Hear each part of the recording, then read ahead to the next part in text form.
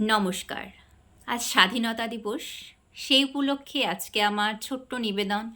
জন্মভূমি আজ কবি বীরেন্দ্র চট্টোপাধ্যায়। একবার মাটির দিকে তাকাও, একবার মানুষের দিকে। এখনো রাত শেষ হয়নি, অন্ধকার এখনো তোমার বুকের উপর কঠিন পাথরের মতো। তুমি নিঃশ্বাস নিতে পারছো না।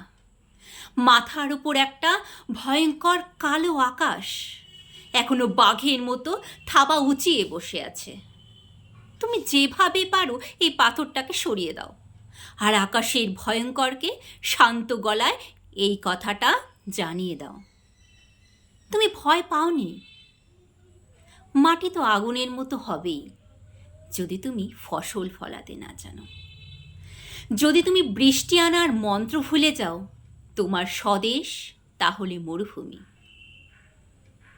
যে মানুষ গান গাইতে জানে না, যখন প্রলয় আসে সে বোবা ও অন্ধ হয়ে যায়। তুমি মানুষের দিকে তাকাও, সে প্রতীক্ষা করছে। তুমি মানুষের হাত ধরো, সে কিছু বলতে চায়।